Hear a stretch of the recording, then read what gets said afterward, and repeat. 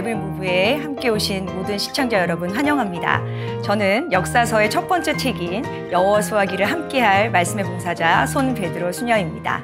오늘 이 시간을 시작하기 전에 성령께 도움을 청하면서 기도 바치고 시작하도록 하겠습니다. 성부와 성자와 성령의 이름으로 아멘. 성경 안에서 저희를 친절히 만나주시는 아버지, 넘치는 성령의 빛으로 제 눈을 열어주시어 당신의 빛을 보게 하시고 제 귀를 열어주시어 당신의 말씀을 듣게 하시며 제 마음을 열어주시어 당신의 생명을 받아 앉게 하소서. 그리하여 말씀의 신비가 얼마나 높고 깊은지 깨달아 알고 인간의 모든 지식을 초월한 그리스도의 사랑에 대한 뜨거운 감동으로 저의 모든 일상생활 가운데 새로운 기쁨과 당신의 능력이 빛나게 해 주시며 저의 모든 형제들과 함께 당신의 영광을 찬미하게 해 주소서. 우리 주 예수 그리스도를 통하여 비나이다. 아멘. 성부와 성자와 성령의 이름으로 아멘. 네. 저희는 지난 시간까지 창세기, 탈출기, 레위기, 민수기, 신명기 이렇게 5경의 책을 함께 읽고 공부하는 시간을 가졌습니다. 오늘 드디어 역사서의 첫 번째 책 여호수아기를 여러분과 함께 나누려고 하는데요. 역사서를 시작하면서 간단하게 역사서가 어떻게 구성되어 있는지 먼저 보고 그다음에 본문 내용으로 들어가 볼까 합니다. 역사서는 크게 신명기의 역사서와 역대기의 역사서로 구분된다라고 저희는 알고 있습니다. 이렇게 구분된다는 사실을 아셔야 되는 이유는 뭐냐면 성경이 반복되는 게 있어요. 예를 들어서 사무엘기와 열왕기의 내용이 역대기 안에서 반복되는 게 있습니다. 그렇다면 왜 이렇게 반복되는 거를 성경이 굳이 써놨을까라는 의문점들이 계시잖아요. 그런데 이렇게 생각하시면 돼요. 원래 연감처럼 과거의 사실을 그냥 적어놓은 것만을 역사라고 말하진 않잖아요. 영감의 과거 사실을 가지고 그 사실이 어떤 의미가 있는지, 그 사실을 통해서 어떤 결과가 있었는지를 해석하는 그 해설서가 함께 역사서에 기록이 됩니다. 그래서 어떤 한 사건을 바라보는 관점에 따라서 역사가 주는 메시지는 다를 수 있고요. 그 사실의 결과도 달라질 수 있습니다. 예를 한번 들어볼까요?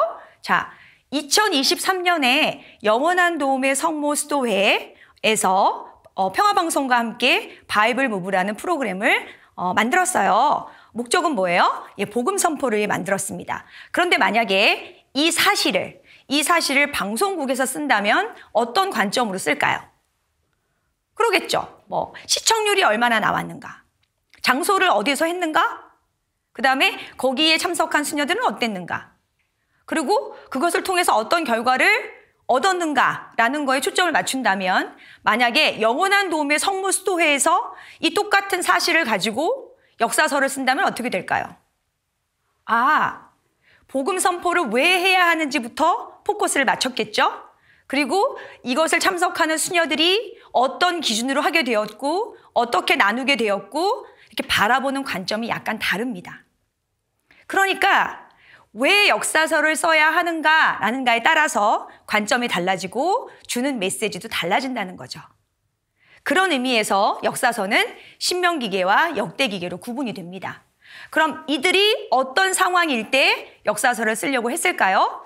신명기계는 유배를 겪으면서 사실은 모든 것을 잃었던 비참한 때예요. 나라도 잃었고 땅도 잃었고 종교적인 어떤 거대한 그들의 모든 전례, 모든 걸 잃었을 때입니다. 그럴 때 그들에게 뭔가 희망이 되기 위해서 하나인 백성, 하나인 믿음, 하나인 하느님, 그러다 보니까 계약을 강조할 수밖에 없었죠. 그런 차원에서 쓰여진 게 신명기계라면 역대기계는 유배를 끝내고 돌아와서 무너진 성전을 보고 이방인들이 들어와서 혼합된 상태에서 세상을 살아가는 사람들의 모습, 이것을 성전이라는 걸로 하나로 묶기를 원했고, 그 당시에 가장 시급한 그들의 어떤 당면 과제는 성전을 재건하는 거였기 때문에 그 재건된 성전 안에서 보다 하느님을 잘 경배하는 것이 목적이었습니다. 그런 차원에서 쓰여진 게 역대기계라고 볼 수 있죠. 또 하나, 역사서를 쓰는 이유는 하나예요. 오늘 이 역사서를 읽고 있는 우리에게 어떤 메시지를 줄 것인가? 세상은 반복되잖아요. 그 반복되는 세상 안에서 인간은 비슷한 문제를 겪으며 살아갑니다. 그 비슷한 문제 안에서 답을 찾아내는 길은 우리보다 먼저 하느님을 만났고 하느님과 함께 살았던 사람들이 어떻게 하느님 안에서 그 모든 어려움들을 이겨냈는가라는 거를 읽고 공부하고 묵상한다면 오늘 우리가 비슷하게 겪고 있는 모든 어려움, 또 모든 고통 안에서의 답을 찾을 수 있지 않을까 생각합니다. 그래서 여러분들이 신명기계 역사서, 역대기계 역사서가 이렇게 구분되는구나 라는 어떤 그 기준만 기억하시면 되고요. 뒤에 보시면 소설과도 같은 이야기들이 룻기, 토빗, 유딧, 에스테르기, 마카베오 같은 성경들이 있습니다. 이것은 교훈서라고 말씀하시면 돼요. 보다 쉽게, 보다 친밀하게 하느님께서 말씀하시는 것을 일반 백성들에게 전달하기 위해서 만든 이야기, 이거를 교훈서라는 품목으로 따로 빼서 그렇게 구분하고 있습니다. 자, 그러면 오늘 첫 번째 책 여호수아기를 함께 공부할 건데요. 여호수아기에서 가장 중요한 것은 하느님께서 약속하신 가나안 땅, 민수기 13장 27절에 얘기하는 젖과 꿀이 흐르는 땅으로 들어가는 겁니다. 모세는 이집트 탈출 그리고 광야의 40년, 이게 모세까지의 사명이었었어요.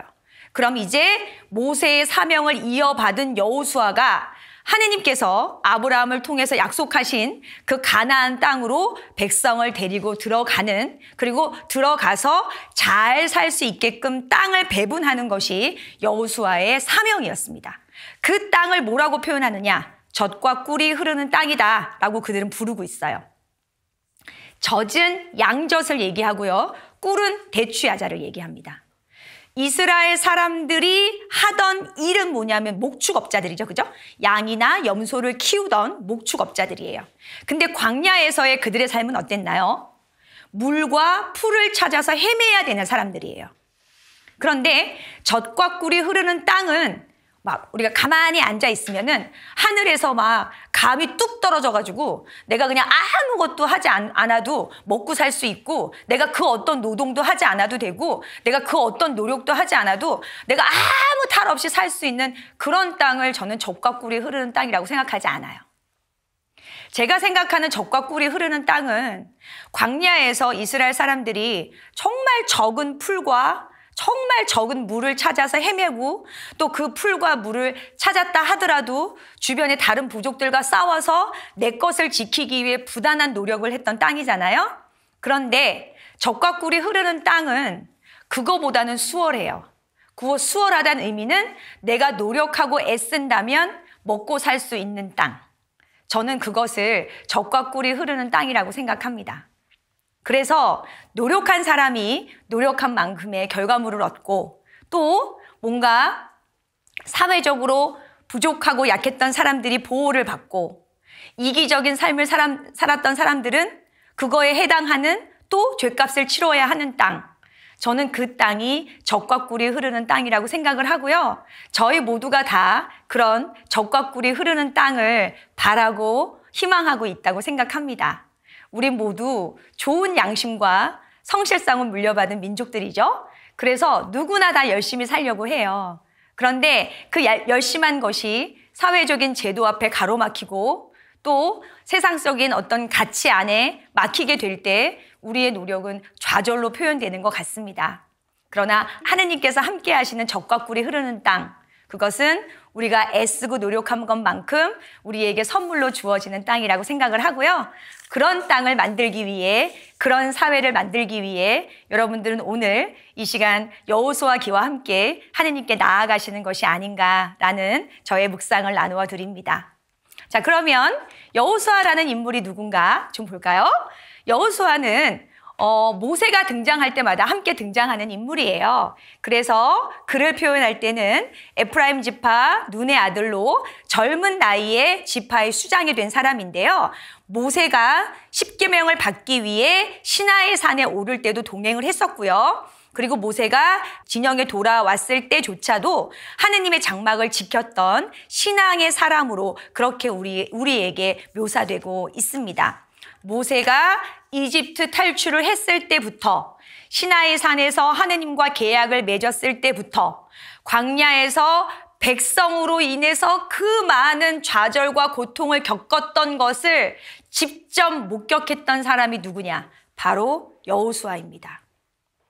그가 왜 모세의 뒤를 이어서 지도자가 될 수 있었냐 하는 것은 물론 여호수아가 가지고 있었던 신실함, 충실성, 이런 것도 좋은 자격 요건이 되지만 여호수아가 모세의 후계자가 될 수 있었던 건 모세가 겪었던 고통과 좌절과 아픔을 이해하고 함께했던 사람인 거예요. 그러면 우리 중에 어떤 사람이 리더가 될 수 있느냐? 능력 있고 훌륭한 사람이 리더가 되면 좋겠죠. 그러나 그보다 더 중요한 건 우리의 아픔을, 우리의 고통을, 우리의 부족함을 함께 이해하며 갈 사람이 우리의 리더가 되는 것이 훨씬 더 복음적이라고 성경은 말해주고 있습니다. 제가 베드로 수녀잖아요. 그런데 저는 신약에서 베드로 사도를 묵상할 때마다 그런 생각을 해요. 사실 인간적으로 본다면 베드로보다 훌륭했던 인물이 누구냐? 사도 바오로예요. 사도 바오로는 훌륭한 집안에서 태어났고요. 그리고 정말 그 당시에 엄청난 교육을 받아서 정말 어디다 내놔도 부끄럽지 않은 사람이었죠. 그런데 사도 바오로에 비해서 우리 베드로 사도께서는 어떠셨어요? 글을 읽거나 쓸 수 없었어요. 그리고 사도 바오로는 결혼하지 않았지만 사도 베드로는 처자식이 딸린 사람이에요. 근데 하느님이 되게 오묘하신 게 이 교회를 바오로의 반석 위에 세운 것이 아니라 베드로의 반석 위에 세우셨네요. 왜요? 베드로가 우리의 부족함을 저는 더 잘 알고 있다고 생각합니다. 베드로는 알고 있었죠. 배우지 못한 사람이 겸손할 수밖에 없다는 거. 가지지 못한 사람이 작아질 수밖에 없다는 거. 처자식을 부양하기 위해 살아야 했던 삶이 얼마나 고단한지. 누군 알고 있었냐? 베드로는 알고 있었습니다. 그래서 여호수아는 누가 될 수 있었냐? 지도자가 될 수 있었어요. 좌절과 고통, 어떻게 이 길을 걸어왔는지에 대한 그 당위성, 그 모두를 알고 있었던 인물이 저는 여호수아라고 생각을 합니다. 그래서 여호수아의 모습은 모세의 모습과 굉장히 비슷해요. 모세가 약속의 땅을 살펴보기 위해 정탐꾼을 보내잖아요. 신명기에서. 역시 여호수아도 똑같이 정탐꾼을 보내고요. 또 모세가 갈대바다를 건너온 것처럼 여호수아도 요르단강을 건너옵니다. 모세가 파스카 축제를 거행했던 것처럼 여호수아 역시 새로운 땅에 들어가서 할례 후에 첫 번째 했던 게 파스카 축제고요. 모세가 불타는 떨기나무 속에서 자신의 신발을 벗는 신앙을 고백했다면 여호수아 역시 비슷한 환시를 보게 됩니다. 또 모세가 전장에 나가서 지팡이를 들고 기도했다면 여호수아 역시 같은 모습으로 성경에 그려지고 있습니다.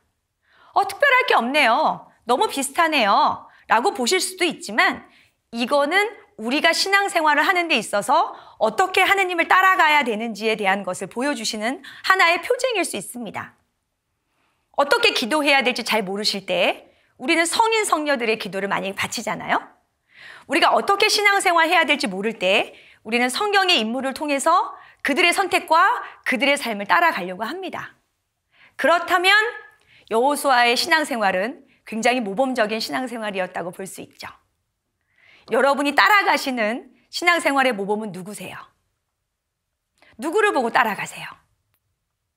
제가 볼 때 여기 앉아 계신 저희 영원한 도움의 성모스도회 우리 자매 회원분들께서는 당연히 성모님의 삶이시겠죠. 그렇죠?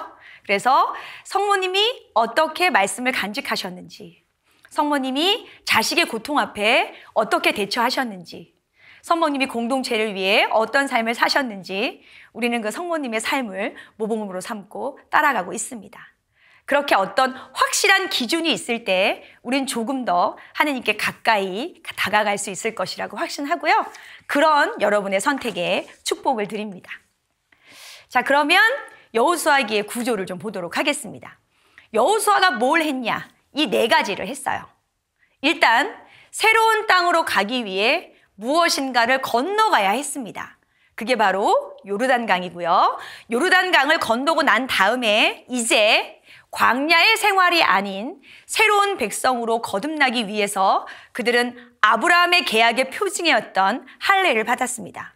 그리고 그들은 물질이라는 유혹을 넘어가기 위해 예리코를 정복한 후 하느님께 모든 것을 바쳐드렸습니다. 넘어간 걸로 끝나지 않고 그들은 충분히 노력해야 했죠. 그래서 아이, 기브온, 하초를 중심으로 한 중부, 북부, 남부의 땅을 정복하기 위해 노력했습니다. 이 과정을 잘 읽어보시면 결코 쉽지 않았습니다. 백성들은 자신의 이익을 챙기기에 급급했고요. 그 앞에서 간절히 기도하며 하느님께 매달릴 수밖에 없었던, 어떻게 보면 우리가 무엇인가를 얻기 위해 노력했던 과정이 사실은 여호수아가 이 땅을 정복하기 위해서 얻었던 과정과 함께 갔던 과정과 비슷하지 않나 생각합니다. 더 중요한 건 이제 정복한 것을 알맞게 나누는 것이 여호수아의 사명이었습니다. 그리고 그 나눔이 하느님의 뜻에 의한 것이기 때문에 그들은 그 땅에 살면서도 하느님을 선택했다라고 고백할 수밖에 없었죠. 이것이 여호수아기를 보는 전체적인 구조이고 맥락일 것입니다. 여호수아의 마음은 어땠을까요? 자기가 믿고 따랐던 모세는 이미 하늘로 가셨어요. 그리고 정말 말을 듣지 않는 이스라엘 백성들이 여호수아만을 바라보고 있어요. 여호수아의 마음이 어땠을 것 같으세요? 저는 구약 성경에서 계속 반복하는 두렵고 떨리는 마음, 그거였을 것 같아요. 이것은 자기 자신이 준비되지 않았던 것에 대한 어떤 부족함일 수도 있지만 하느님의 일을 수행하는 사람들이 가지는 그런 어떤 마음가짐인 것 같아요. 두렵고 떨리는 마음. 제가 이렇게 이제 이런 여러 가지 제 소임 때문에 이렇게 신부님들한테 가끔 이렇게 전화할 때가 있어요. 그런데 제 동기 신부님 중에 하나가 제가 전화를 하면 전화를 안 받아요. 그래서 제가 한두 번 하다가 전화를 안 받으니까 되게 기분이 나쁘더라고요. 왜냐하면은 혹시 내 전화를 차단한 것은 아닌가? 이런 생각도 들고, 그러고 좀 웬만하면은 전화를 좀 제때 받아주지. 자기만 바쁜가? 나도 바쁜데? 이런 조금 마음이 좀 안 좋더라고요. 그래서 제가 어느 날은 그 신부님한테 물어봤어요. 아니 신부님, 왜 내가 전화할 때마다 안 받아? 기분 나쁘게. 왜 두 번, 세 번 전화하게 해? 좀 한 번에 받으면 안 돼? 제가 이렇게 좀 따졌어요. 그랬더니 그 신부님이 저한테 수녀님은 꼭 전화를 언제 하냐면 자기가 미사 전에 마음을 좀 모으려고 하면 내가 전화를 한대요. 제가 뭐라고 얘기를 했냐면 미사가 시작된 것도 아닌데 좀 미사 전에 받아주면 안 돼? 제가 그렇게 했어요. 그랬더니 저를 탁 쳐다보더니 저를 위아래로 한 번 훑어보고 수녀님이 알기나 해? 그 미사를 집전하기 위해 나가야 하는 내 마음을? 근데 그때가 그 신부님이 서품 받은 지 10년째예요. 그럼 저는 어떻게 생각했냐면 이게 이제 저의 성찰인 거죠. 제가 미사 갈 때 두렵고 떨리지 않거든요. 저희는 수녀원에서 매일 아침 미사를 봉헌합니다. 그래서 두렵고 떨리기보다는 굉장히 졸린 마음으로 가죠. 그런데 주님의 제사를 봉헌하는 사제, 적어도 그 신부님은 미사 전 30분 전에는 그 어떤 전화도 받지 않는다는 거죠. 왜? 그 앞에 나가는 하느님의 대리자로서 주님의 제사를 봉헌하는 그 마음, 그거를 가지기 위해 그분은 두렵고 떨리는 마음으로 준비하고 계신다는 거예요. 저는 이 마음이었을 것 같아요. 두렵고 떨리는 마음. 그 두렵고 떨리는 마음이었기 때문에 사실은 매번 주님께 여쭈을 수 있었고 본인이 선택이 아닌 주님께서 원하시는 선택을 할 수 있었던 것 같아요. 그래서 시작하기 전에 주님이 굉장히 용기 있는 이야기를 해주세요. 힘과 용기를 내어라. 내가 이 백성의 조상들에게 주기로 맹세한 땅을 이 백성에게 상속 재산으로 나누어 줄 사람은 바로 너다. 자, 누가 주어냐면 앞에 두 줄은 다 하느님이 주어예요.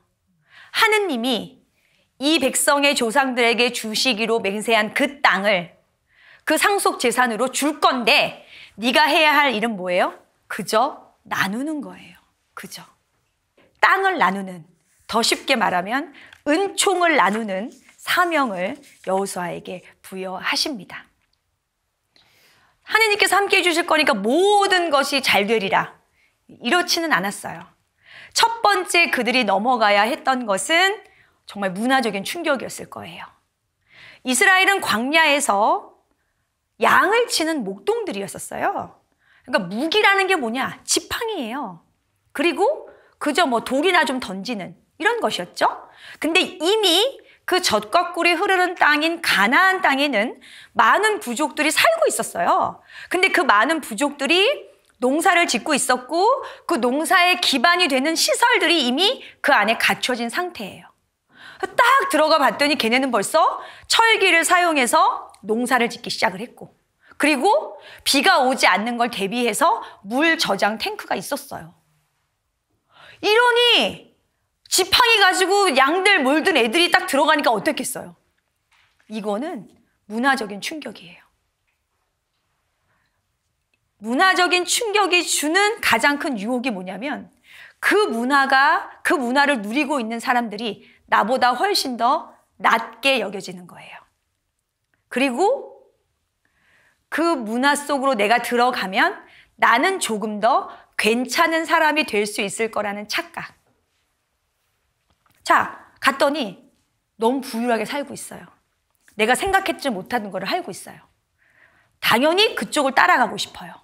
그랬더니 걔네는 농사를 짓기 위해 다른 신을 섬기고 비가 오게 하기 위해 이상한 신에게 제사를 지내고 그러면 나도 그렇게 해야 잘 살 수 있을 것 같잖아요. 그러다 보니 이 땅을 정복하는 데 있어서 넘어서야 할 게 너무나 많았습니다.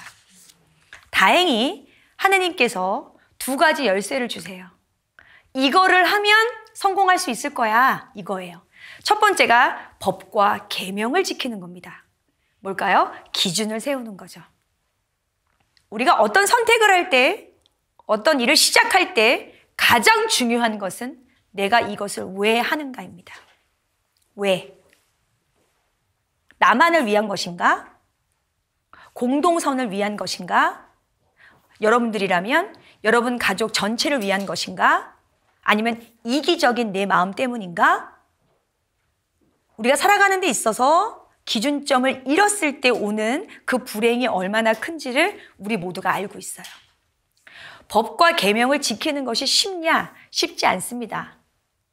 원칙을 지킨다는 게 때로는 되게 바보같이 느껴져요. 남들 다 그렇게 사는데 왜 너만 그렇게 살아? 이건 굉장히 고립되는 거고요. 또 용기가 필요한 내용입니다. 자, 그런데 이거를 혼자 할 수 없으니까 어떻게 해라? 함께 해라예요. 함께. 함께 하라고 하면 이거예요. 내가 일을 할 때 너도 일을 해야 돼. 내가 설거지를 할 때 너도 설거지를 해야 돼. 이게 함께가 아니죠. 함께는 각자의 삶에서 각자의 몫을 충실히 할 때 서로가 서로에게 주는 좋은 에너지. 저는 이거를 함께라고 생각합니다. 여러분은 여러분의 삶의 자리에서 엄마로서, 아내로서, 사회의 일원으로서, 교회의 구성원으로서 여러분의 삶을 충실히 살아가시는 거고요. 저는 수도자로서 저희의 소명을 충실히 살아가는 거죠. 그렇지만 우리가 무관한가요? 아니요. 저희는 무관하지 않아요. 여러분이 충실하게 살았던 그 삶의 에너지가 저에게로 오는 거고요. 제가 사는 이 삶의 에너지가 여러분에게 가는, 이것이 이 세상을 함께 살아가는 법이라고 생각합니다.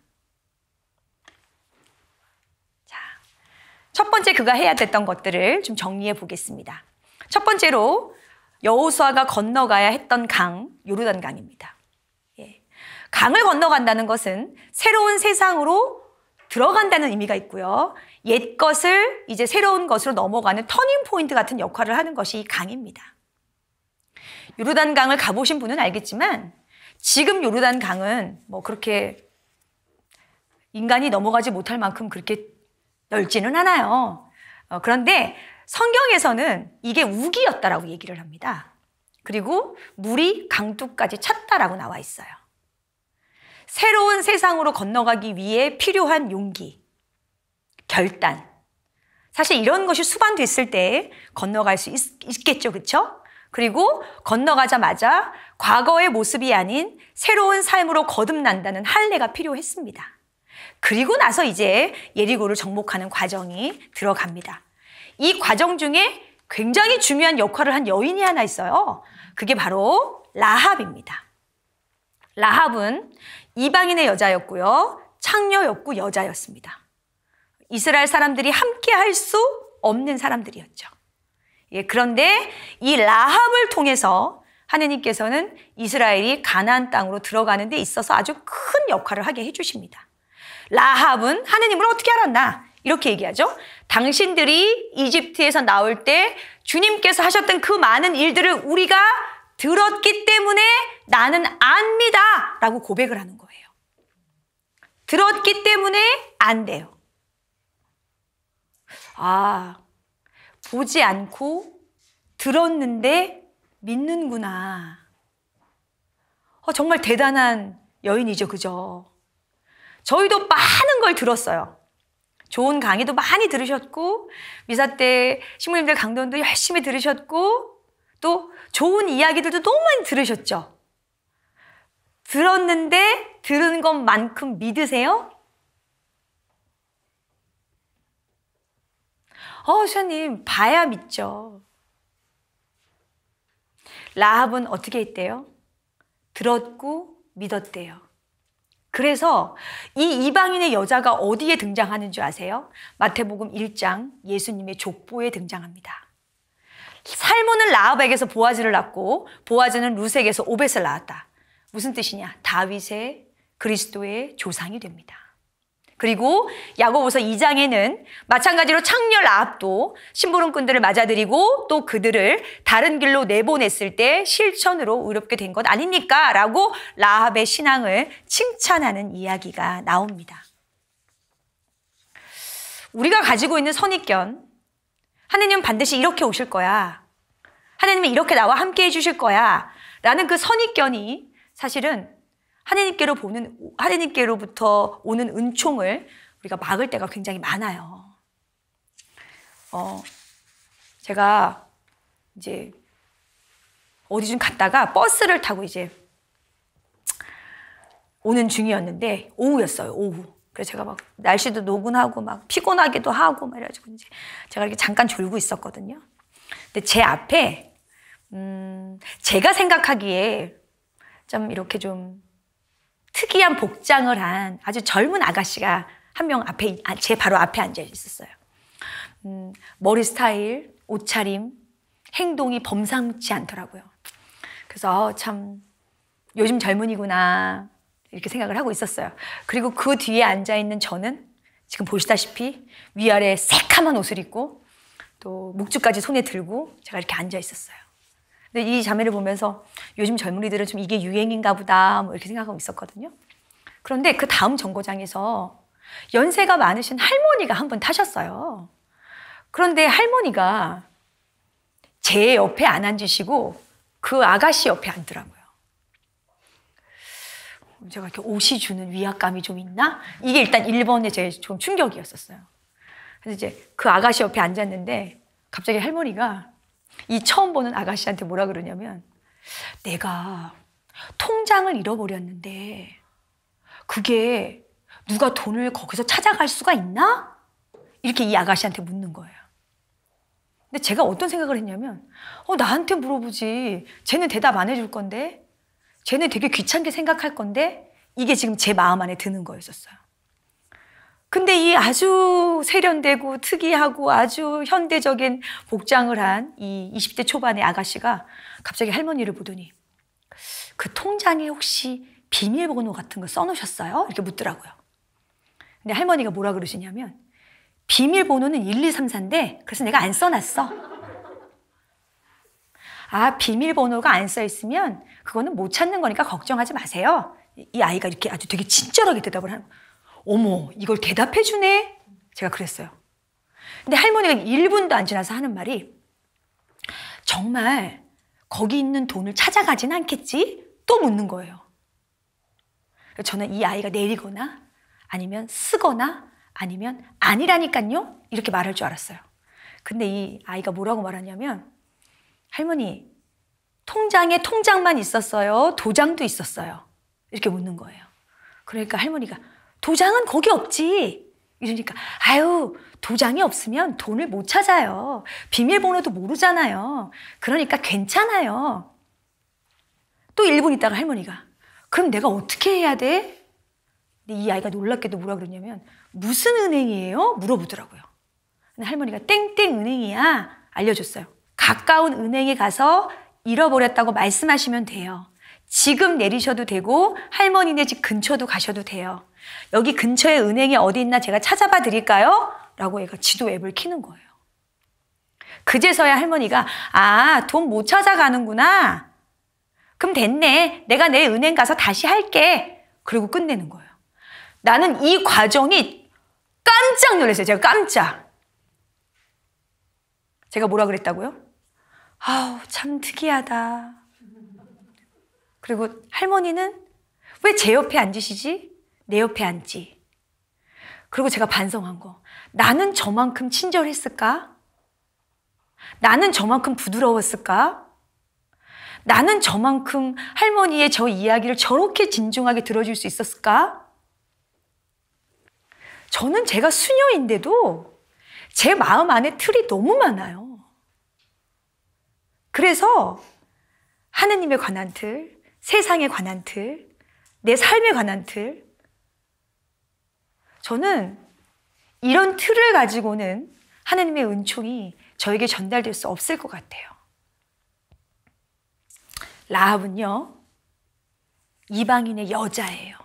지금까지도 이스라엘 사람들이 좋지 않게 생각하는 이방인의 여자. 그리고 신전 창녀. 함께 할 수 없는 인물입니다. 근데 그를 통해 일을 하시고요. 이스라엘은 그 여인의 이야기를 듣습니다. 들음이 얼마나 신앙생활에 큰 것인지 다시 한번 느끼게 하는 구절이고요. 그 다음에 이제 이 여인의 도움을 받아서 요르단강을 건너가게 됩니다. 하느님이 아니시라면 건너갈 수 없었던 수학기 내내 강 언덕까지 물이 차 있었다라고 얘기하죠. 근데 이제 이때부터 2000안마, 1000안마라는 성경의 길이 단위가 표시가 됩니다. 근데 우리가 안마라고 하면 좀 어려운데 안마는 뭘 나타내는 거냐면 팔이에요, 팔. 그래서 1안마는 C에 해당합니다. C. 그래서 보통 한 45cm 정도 된다 그래요. 그래서 요거를 1안마로 해서 요르단강을 건널 때 계약계와 백성이 2000안마, 우리로 말하면 한 100m 정도 되겠죠? 그 사이에 거리를 두고 건너가라 라고 얘기하고 있습니다. 혹시나 어느 정도 사이를 두라는 건지 궁금해 하실까 봐 제가 성경의 길이 단위를 조금 언급을 해봤습니다. 자, 그 다음에 이해가 안 가는 거는 풍요의 땅인 예리코를 정복한 후에 여기에 있는 모든 것을 완전 봉헌물로 하느님께 바쳐야 된다는 겁니다.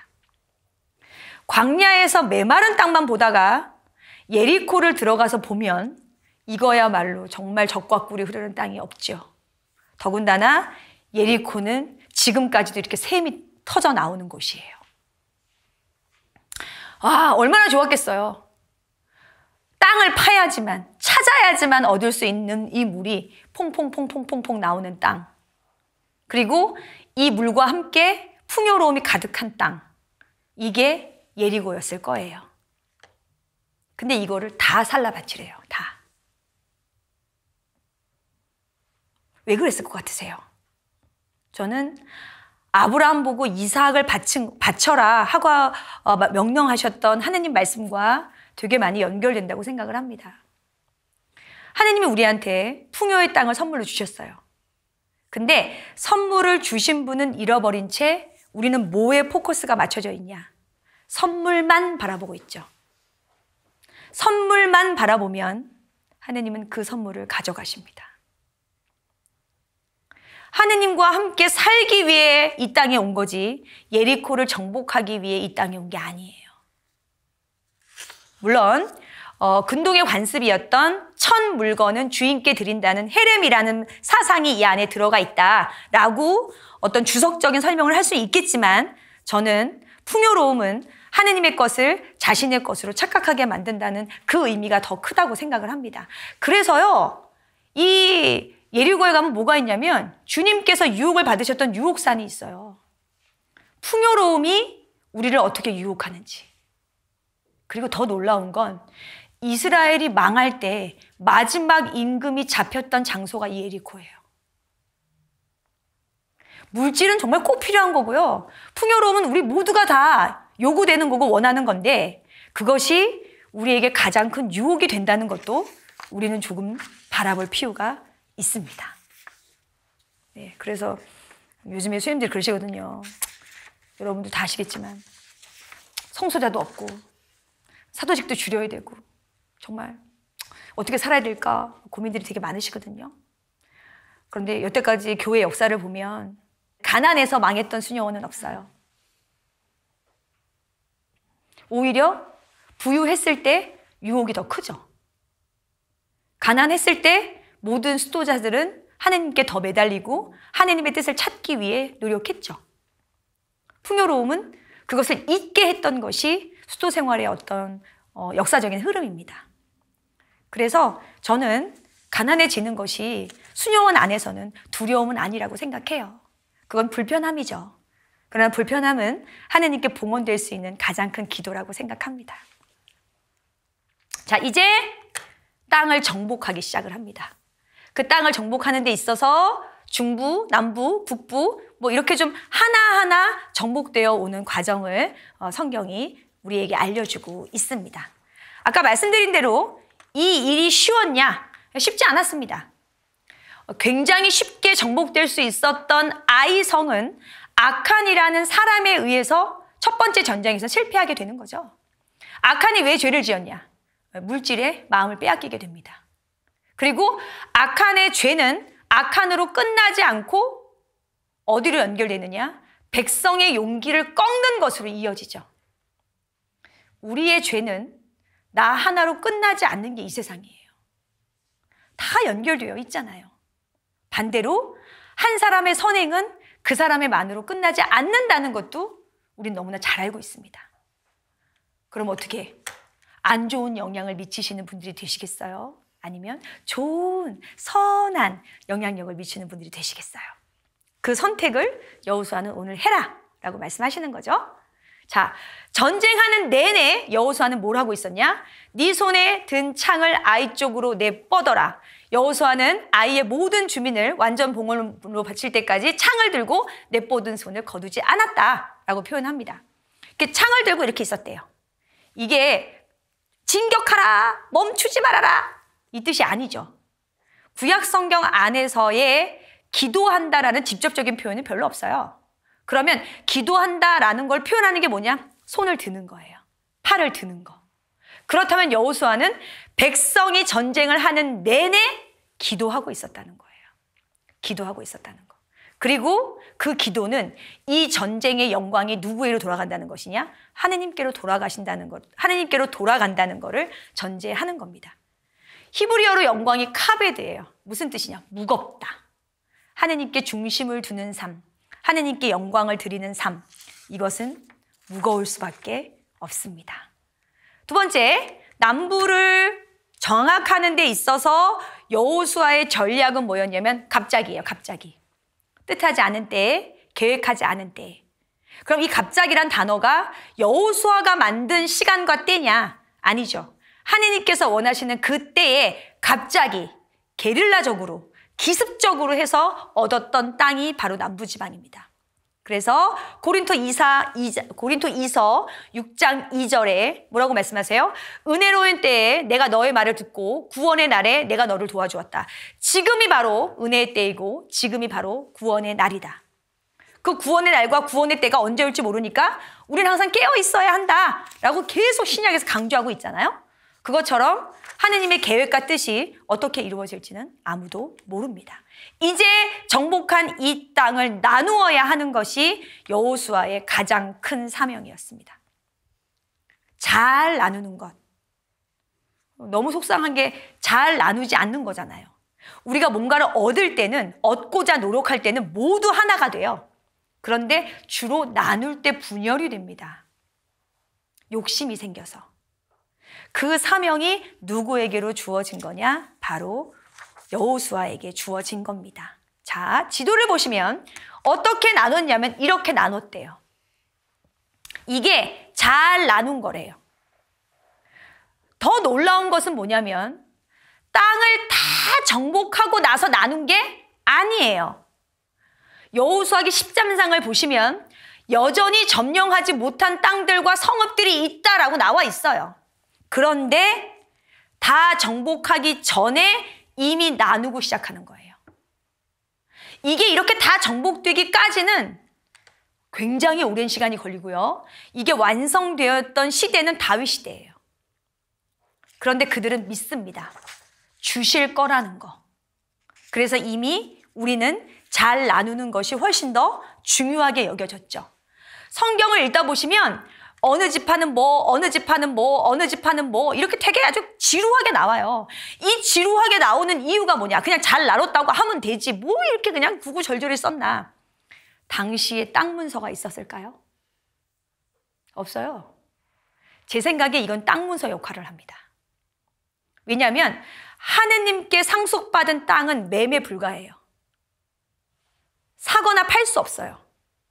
그럼 내가 이게 상속받은 땅이라는 거를 증명해 주는 것이 아마 이들에게는 이 말씀이었을 거예요. 받은 땅이기 때문에 양도될 수 없다는 거. 받은 거기 때문에 지켜야 한다는 것. 그것은 하느님과의 약속이었습니다. 땅을 나누는 데 있어서 좀 중심적으로 봐야 되는 사람 중에 하나가 이 칼렙이에요. 여호수아와 함께 이제 그 가나안 땅에 들어오는 데 있어서 굉장히 큰 공을 세운 인물이고요. 그리고 여호수아만큼이나 백성을 이끄는 지도자 중에 한 명이었습니다. 그런데 이 칼렙이 차지한 땅이 어디냐면 헤브론이에요. 이스라엘이 땅이 나라가 길어요. 이렇게 길어요. 이렇게 긴데 북쪽으로 갈수록 풍요로운 땅이에요. 왜요? 저기 갈릴레아 호수가 있어요. 그래서 갈릴레아 호수 근처에 가보시면 너무나 풍요롭고 아주 너무 훌륭하잖아요. 남쪽으로 갈수록 척박해요. 그런데 칼렙은 굉장히 큰 공을 세운 사람이지만 어디를 달라고 말하느냐? 헤브론을 달라고 말해요. 헤브론은 남쪽 지방, 남유다에 있는 남쪽 지방에 있는 땅이고요. 나중에 이 헤브론에서 다윗이 임금이 됩니다. 그럼 왜 풍요로운 땅이 아닌 척박한 헤브론을 달라고 했냐? 이거죠. 아브라함과 이삭과 야곱이 묻힌 동굴, 그 선산이 어디에 있냐? 헤브론에 있습니다. 칼렙은 풍요로운 땅은 필요하지 않았어요. 뭐가 필요했냐? 정통성. 내가 이 땅에 왜 들어왔어야 하는지, 이 땅이 누구로부터 내려온 땅인지 라는 거에 대한 정통성, 그게 필요했습니다. 그래서 칼렙은 헤브론을 차지했습니다. 자, 그 다음에 다른 데는 없는 굉장히 독특한 문화가 하나 있었는데 20장에 나오는 도피 성읍이에요. 도피 성은 실수로 동족을 죽인 자가 피살자의 근친으로부터 죽임을 당하지 않고 재판을 받을 수 있도록 임시로 몸을 피할 수 있었던 특수 지역이고요. 이는 이스라엘에만 있었던 아주 고유한 제도다라고 주석가들은 얘기하고 있는데요. 무슨 뜻이냐면 내가 이 사람을 죽일 의도가 없었는데 실수로 죽인 거예요. 그러면 이때는 동태복수법이잖아요. 눈에는 눈, 이에는 이 이렇게. 네가 우리 친족을 죽였어? 너도 죽어! 이거예요. 근데 난 억울해. 난 죽이려고 했던 게 아니야. 이건 사고였다고. 이거를 항변하기 위해 숨을 수 있는 도성이에요. 그러면 그 도성에 있는 원로들이 그 사람의 이야기를 일단 들어줘요. 왜 그랬어? 네가 실수로 그런 거야 진짜? 그럴 의도는 없었던 거야? 라고 들어요. 듣고 그 이유가 타당하다면 그 성에 살게 해줍니다. 대신에 어쨌든 실수로든 사람을 죽였기 때문에 그는 자유인이 아닌 노예로 삽니다. 언제까지? 대사제가 죽을 때까지. 대사제의 죽음은 속죄의 의미가 있어요. 그래서 속죄가 되어지기 전까지 그는 그 도피성에서 자유인으로 살 수는 없습니다. 이게 왜 필요했냐? 이건 100% 약자 보호법이에요. 권력이 있는 사람이, 힘이 있는 사람이 복수를 하는 건 쉬워요. 그런데 약자가 실수로 뭔가를 했을 때 그 약자는 이걸 벗어날 수 있는 힘이 없습니다. 그들을 보호하기 위해 만들었던 성읍, 이게 바로 도피 성읍입니다. 하느님께서 약자를 얼마나 배려하셨는지를 다시 한번 알 수 있고요. 그 다음에 이제 이 모든 것들이 정착된 후에 여호수아의 사명이 마감이 되어 가고 있는데요. 그때 이제 여호수아가 그 땅에 정착하고 살아야 하는 백성들에게 남겼던 유언들이 23장, 24장에 나와 있습니다. 그러면서 여호수아가 강조했던 것은 매일 선택해야 한다라는 아주 당위성이었죠. 한 번 선택한 걸로 끝나지 않죠? 한 번 세례받은 걸로 끝나지 않죠? 우리는 신앙의 삶을 살기 위해 매일매일 어느 것이 하느님께서 원하신 뜻인지, 우리가 어느 길을 가야 하는지 우리는 계속 선택해야 합니다. 그래서 여호수아 역시 그 길을 선택해라. 나와 우리 집안은 주님을 따르겠다라고 선언을 합니다. 그리고 백성들도 이야기를 하죠. 아니요, 저희도 주님을 섬기겠습니다. 그랬더니만 여호수아가 하는 말, 너희의 말에 그 증인은 바로 너희 자신이다. 세례 받으실 때 다른 사람이 믿습니다라고 혹시 고백하신 분 있으세요? 없으시잖아요. 끊어버린다고 다른 사람이 대신 대답해 준 적 있으세요? 없으시잖아요. 저는 저희 엄마가 대답했죠. 저 유아 세례 받았으니까. 그렇지만 견진 때 제가 대답했고, 그리고 매번 부활 성야 때 제가 또 매번 갱신하잖아요. 그렇죠? 예. 그렇다면 여러분의 신앙의 증인은 여러분이셔야 해요. 예. 여러분이 고백한 그 믿음의 길을, 신앙의 길을 오늘도 잘 선택하시기 바라겠습니다. 자, 이 여호수아가 유언을 했던 장소가 어디냐? 중요하죠. 스켐이라는 도시입니다. 이 스켐이라는 도시는 그리짐산과 에발산 사이에 있는 이 도시를 스켐이라고 부릅니다. 그럼 이 스켐이 왜 중요하냐? 하란에서 아브라함이 떠나와서 제단을 쌓은 땅이에요. 그리고 야곱이 땅을 사서 제단을 바쳤고요. 요셉이 매장된 땅입니다. 그래서 지금까지도 굉장히 중요한 역할을 하는 땅이 이 스켐입니다. 여기서 여호수아가 마지막 유언을 하고 선택이라는 과제를 남긴 채 하느님께로 돌아가죠. 그러면 이 스켐 집회에서 여호수아가 강조했다는 건 뭐냐? 강조했다는 것은 이 땅은 우리가 정복한 땅이 아니라 아브라함을 선택하시고 아브라함을 통해서 주시겠다고 하는 그 약속이 실현된 땅이다. 그 약속의 실현을 위해 주님께서 이집트에서 우리를 탈출시키셨다. 그리고 이 땅에 와서 잘 나누고 서로 협력하고 서로가 평안한 생활을, 서로가 적과 꿀이 흐르는 땅에서의 삶을 살아가기 위해 어떻게 살아야 하는지를 다시 한번 되새겨주고 여호수아는 하느님께로 갑니다. 아까 말씀드렸죠. 원래 그 땅에 살고 있던 민족들이 있었어요. 그리고 이들이 들어가서 그들과 함께 살면서 이제 이방인이었다가 이스라엘의 하느님 백성이 된 사람들이 늘어나기 시작을 합니다. 그러면 누가 우리와 같은 사람들이냐? 누가 우리의 이웃이냐? 누가 우리의 백성이 될 것이냐?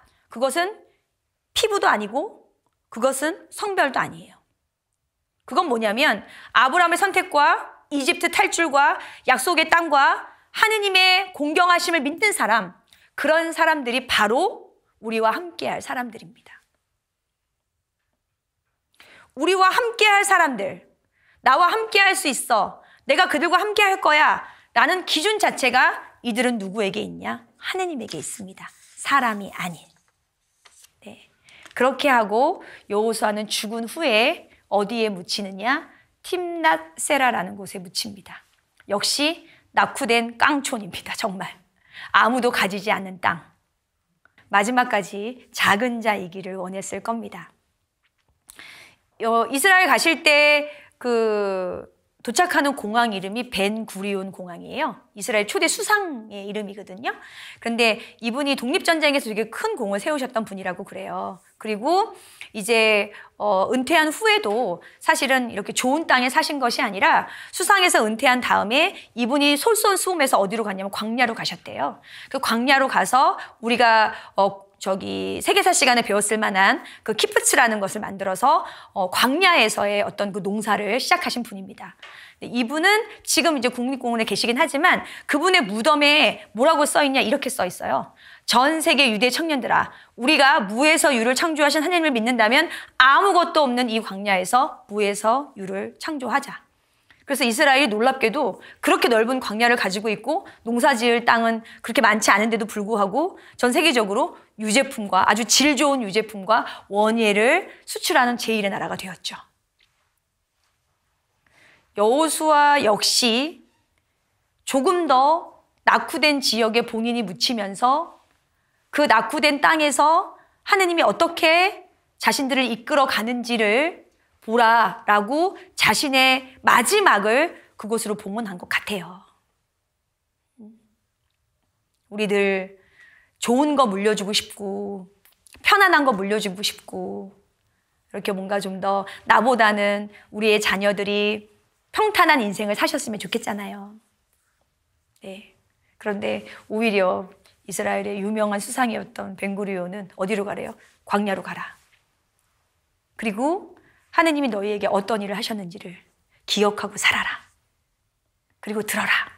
라고 말씀하시죠. 구약에서 가장 중요한 단어, 기억하라, 들어라. 예. 충분히 하느님과 함께 살아오셨고요. 그리고 여러분 충분히 그 기억을 오늘 재현하시면서 선택하시며 살아가실 거라고 믿습니다. 그래서 그런 여러분의 삶이 하느님과 함께 이어지고 또 영원한 도움의 성모님의 도움으로 언젠가는 저희가 바라고 원하는 젖과 꿀이 흐르는 땅에 들어갈 수 있을 것이라고 믿습니다. 예, 오늘 함께 해주신 분들 감사드리고요. 저희는 마침 기도 바치도록 하겠습니다. 성부와 성자와 성령의 이름으로 아멘. 자비하신 하느님 아버지, 당신께서는 아브라함에게 약속하시고 모세를 통해 시작하신 은총의 선물을 여호수아를 통해 나누게 하셨습니다.